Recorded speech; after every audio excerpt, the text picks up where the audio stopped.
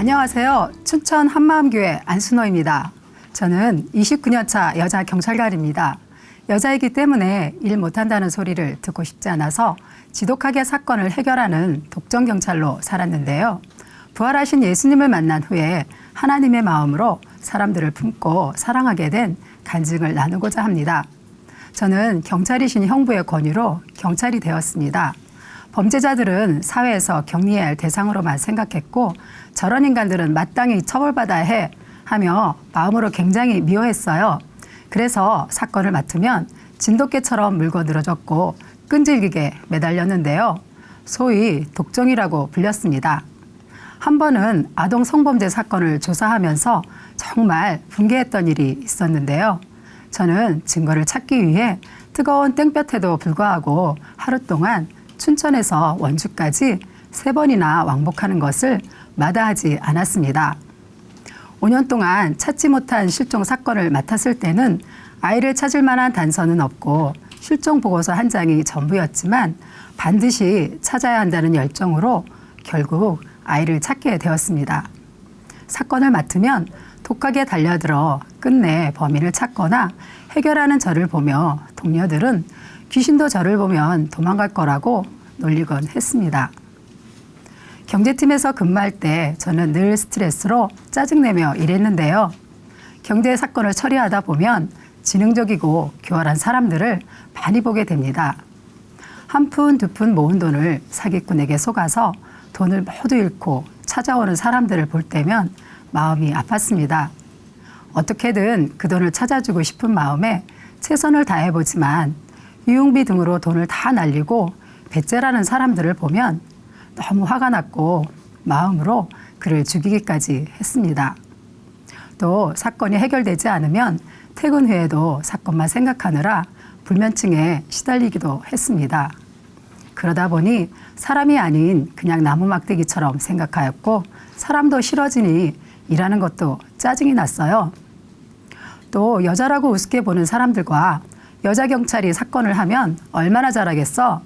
하며 지켜보는 동료들도 있어 저는 더 잘해야 한다는 강박증으로 스트레스가 정말 심했습니다. 어느 날 손톱에 물집이 생기고 너무 아파서 병원에 갔는데요. 의사는 스트레스를 너무 많이 받아서 생긴 거라고 하는데 정말 내가 왜 이래야 하나 싶었습니다. 시간이 흐를수록 힘들고 피곤했지만 반드시 사건을 해결해서 뻔뻔한 범죄자들도 처벌받게 하겠다는 생각에 아주 독하게 조사했는데요. 나중에는 이런 저에 대한 소문을 들은 사람들이 저한테 조사받기 싫다고 했습니다. 또 저한테 조사받은 사람들은 진짜 독하다며 고개를 설레설레 흔들었습니다. 이렇게 경찰 업무에 충실한 결과로 인정도 받고 승진도 했지만 마음은 힘들고 지쳐갔습니다. 성범죄 사건을 전담하는 부서에 일을 하게 되면서 저는 더욱 바쁜 생활을 하게 되었어요. 하지만 아이들을 잘 살피질 못했습니다. 저는 딸이 둘 있는데요. 그 당시 초등학생이었어요. 아이들은 집에서 맛있는 음식을 해주는 다른 엄마들을 부러워했어요. 하지만 저는 아이들 마음을 채워주지 못해 늘 미안한 마음 뿐이었습니다. 큰아이는 성실하고 착해서 혼자서 놀고 혼자서 공부하는 것이 익숙했지만 아주 냉철했어요. 한 번은 친구의 엄마가 돌아가셔서 문상을 갔는데요. 다른 친구들은 슬픔에 잠긴 친구를 위로하며 함께 울고 있었지만 정작 딸애는 눈물이 나지 않아 친구를 어떻게 위로해야 할지 난감했다고 하더라고요. 한참 보살핌을 받아야 할 시기에 엄마가 곁에 없어서 감성이 메말라버린 딸아이 모습에 마음이 참 아팠습니다. 그리고 작은 아이는 마음이 여리고 예민해서 상처를 쉽게 받는 편이었는데요. 늘 학기 초가 되면 학교에 가는 것을 두려워했어요. 새로운 친구들을 사귀는 게 힘들다고 했습니다. 어느 날 아이가 야간 학습이 끝나도 집에 돌아오지 않는 거예요. 학교에도 없고 전화도 받지 않아 저는 점점 불안했습니다. 그러다가 밤 11시가 되어 집에 들어와서는 정말 학교 가기 싫다고 하는 거예요. 그 애들만 보면 무섭다며 주저앉아 펑펑 우는데 저는 눈앞이 캄캄했습니다. 학교에 선생님을 찾아가 상담도 해보고 아이 친구 엄마들도 만나봤지만 상황은 나아지지 않았고 아이는 더 힘들어했습니다. 그때서야 하나님이 생각이 났습니다. 저는 엎드려 한참을 울면서 기도를 했습니다. 아이를 살려주시면 다시 교회 나가겠다고 고백했어요. 그리고 아이와 대화 시간도 나누고 주변의 도움을 받게 되니 놀랍게도 아이는 차츰 안정을 찾게 되었고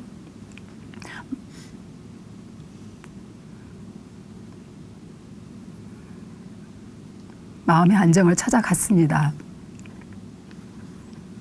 그즈음 제가 근무하는 곳에 진술 분석 전문가로 도움을 주고 있는 한마음 교회의 한 자매를 만났는데요. 축구 선수인 자매의 동생이 부활하신 예수님을 만나 주를 위해 축구를 하며 기쁘게 복음을 전하게 되었다고 하면서 교회에 대한 소개를 했습니다. 그래서 교회를 찾게 되었습니다. 교회 본당에 들어가 기도하는데 그냥 눈물만 나왔습니다. 일방적으로 부어주시는 하나님의 사랑에 온 마음이 녹아드는 것 같았어요. 그렇게 첫 예배를 드리고 집으로 돌아가는데 왠지 모르게 기뻤고 모든 것이 감사했습니다.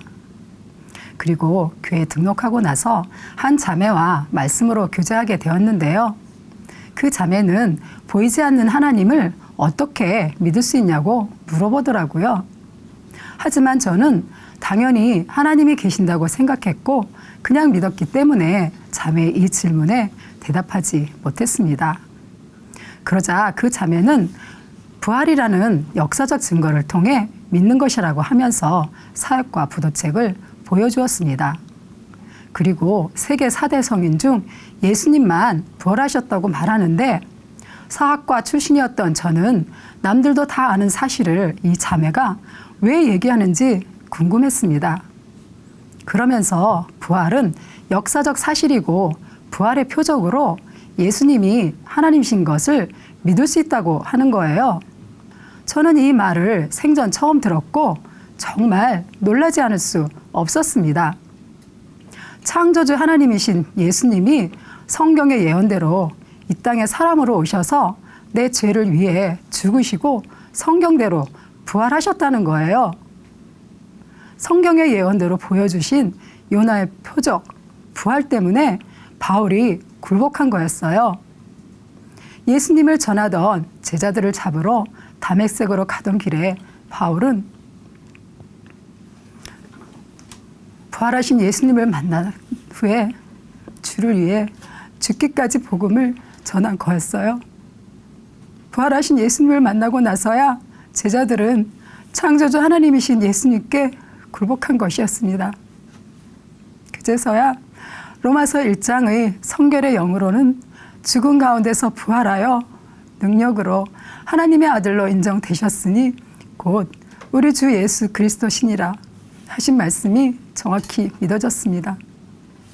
그리고 나니까 내가 하나님께 무슨 짓을 했는지가 정확히 보였습니다. 내가 하나님 되어 모든 것이 내 것이라고 하나님을 무시하고 살았는데 그런 나의 죄 때문에 예수님이 죽으시고 부활하신 거였어요. 하나님의 원수였던 나 대신 예수님이 죽으시고 부활하셔서 믿을 수 있게 해주셨는데 그런데도 내가 이 예수님을 주인으로 믿지 않았다는 것이 정확히 보였습니다. 그때서야 요한복음 3장에 하나님이 세상을 이처럼 사랑하사 독생자를 주셨으니 이 말씀이 얼마나 큰 사랑인지 알게 되었습니다. 아들을 내어주신 하나님의 사랑 앞에 예수님을 주인으로 믿지 않았다는 것이 회개하지 않을 수 없었습니다. 그리고 예수님을 주인으로 영접하였습니다. 예수님을 주인으로 믿지 않았기 때문에 내가 주인 되어 내가 심판자가 되어 범죄자들을 내 마음에서 저런 인간들은 당연히 처벌받아야 돼 하며 가차없이 칼날을 휘둘렀던 거였어요. 범죄자들이 법을 어겼기 때문에 처벌받아야 하는 것은 당연하지만 그들이나 나나 동일하게 하나님을 무시하고 예수님을 배척한 지옥 가도 마땅한 죄인이었을 뿐 저는 그들을 심판할 자격이 없는 자였어요. 심판하실 수 있는 분은 부활하셔서 우리의 주인 되신 예수님이셨습니다. 예수님을 주인으로 믿지 않았기 때문에 내 인생은 내 것이었고 자식도 남편도 물질도 다 내 것이었습니다. 내 것이라고 생각했기에 수고하고 무거운 짐을 지고 사느라 모든 것이 힘들었습니다. 하지만 회개하고 예수님을 주인으로 믿고 주인의 것을 돌려드리고 나니 마음이 편안해졌습니다. 예수님을 믿기 전에는 제 인상이 차가웠는데요. 어느 날 민원 상담을 하면서 제가 경찰이라고 하니까 깜짝 놀라는 거예요. 제 인상이 좋아 보여서 경찰 같지 않다고 했습니다. 저는 예수님을 주인으로 모신 것밖에 없는데 말이죠. 그리고 귀신도 저를 보면 도망갈 거라고 놀리던 동료들도 이제는 제가 편하고 부드럽다고 말합니다. 부활하신 예수님을 믿고 나니 저에게는 모든 것이 새롭고 아름다워 보였어요. 어느 날 난초에서 꽃대가 올라온 것을 봤는데요. 저는 그 자리에서 무릎을 꿇고 하나님 감사합니다. 예쁜 꽃을 피게 해주셔서 감사합니다 하며 기쁜 마음으로 기도하였습니다. 늘 범죄자들만 대하며 독하게 살던 저는 예쁜 꽃을 봐도 감각이 없던 자였어요. 그런데 이제는 꽃을 통해 하나님의 사랑을 그대로 느끼고 감격하는 사람이 되었어요. 그날 그 감격은 평생 잊을 수가 없습니다. 두 딸도 많은 변화가 있었는데요. 감성이 메말랐던 큰딸은 태권도 도장에서 만난 교회의 동생들과 함께하면서 마음도 나누고 기쁨이 넘치는 아이가 되었어요. 작은 딸은 예수님을 주인으로 믿고 나서 저와 함께 가정 예배를 드리며 마음의 안정도 찾고 잘 지내고 있습니다. 그리고 그토록 독하게 대했던 범죄자들에 대한 마음이 달라졌어요. 전에는 그저 처벌받아야 하는 자들로만 대했는데요. 예수님을 주인으로 믿지 않고 자기가 주인 되어 범죄자가 되었지만 그들을 오래 참고 기다리시는 하나님의 사랑이 부어지니 불쌍히 여기게 되었어요. 그래서 그들을 위해 기도하며 복음을 전하게 되었습니다. 지금은 경제팀을 거쳐 사이버팀에서 일하고 있는데요. 전에는 스트레스를 많이 받아서 강박증도 있었고 몸까지 힘들어졌던 곳이었잖아요. 그런데 이제는 예수님이 주인 되어 주시니 더 이상 스트레스를 받지 않아요. 몸도 가볍게 일하고 있습니다. 후배들은 다들 기피하는 부서에서 어떻게 매일 기쁘게 일하냐고 물어봐요. 그러면 저는 예수님 믿어서 그래. 너희들도 예수님 믿으면 나처럼 살 수 있어. 말해주며 부활하신 예수님을 전합니다. 어느 날 성범죄 사건으로 한 청년을 조사하게 되었는데요. 이 사건을 어떻게 조사할까 고민하다 기도해야겠다는 생각이 들었어요. 그래서 이 사건을 놓고 기도하였습니다. 그리고 철저히 조사하리라 마음먹고 청년을 대면했는데 초라한 외모에다 잔뜩 겁에 질린 얼굴을 보니 불쌍해 보였습니다. 왜 그랬냐고 물어보니 관심을 받고 싶었다고 하는 거예요. 그 순간 눈물이 핑 돌았습니다. 이 청년을 살릴 것은 오직 예수님뿐이구나 라는 생각이 들었어요. 눌리고 포로된 영혼을 살리고 싶어 하시는 하나님의 사랑이 부어지니 이 청년이 범죄자이지만 한 영혼으로 보였습니다. 조사가 끝난 후에 내가 가해자 때문에 눈물이 나기는 처음이야. 하나님이 너를 살리고 싶어 하시는 것 같아. 행복하게 살고 싶지 않니? 라고 물으니 네, 대답하는 거예요. 그래서 예수님 믿으면 돼. 증거를 통해서 믿을 수 있어. 너가 예수님 믿으면 삶이 달라질 거야. 그러자 청년이 정말요? 저도 그렇게 살고 싶어요. 울먹이며 자신의 행동이 원망스럽고 후회한다고 했습니다. 그리고 나중에 복음을 듣고 회개하고 예수님을 믿게 되었습니다. 한 번은 술값을 내지 않은 한 청년을 조사하기 위해 정신병원을 방문한 적이 있는데요. 이 청년은 심한 알코올 중독자였어요. 이 청년의 얼굴을 보니 나 살고 싶어요 라는 눈빛이었어요. 그대로 갈 수가 없어 복음을 들려줬습니다. 그런데 이 청년이 부활이 예수님이 하나님이신 증거인 줄 몰랐다는 거예요. 자신의 주인이 예수님인 줄도 몰랐다고 하는 거예요. 이 청년은 그 자리에서 자신이 주인 되어서 알코올 중독자가 되었다며 회개하고 예수님을 주인으로 영접하였습니다. 네. 늘 범죄자들만 대하던 경찰들은 한 번 죄를 진 사람들은 반드시 또 죄를 짓는다고 생각하며 그들을 믿지 않습니다. 저 역시도 그랬어요. 우리 교회에는 예전에 범죄자였던 분들이 있는데요. 저는 범죄 현장에서 조폭이나 술집에서 일하는 사람들을 많이 만나왔어요. 그들의 실체를 알기에 교회 안에서 하나 된다는 게 쉽지 않았어요. 결코 서로 신뢰할 수 없는 관계잖아요.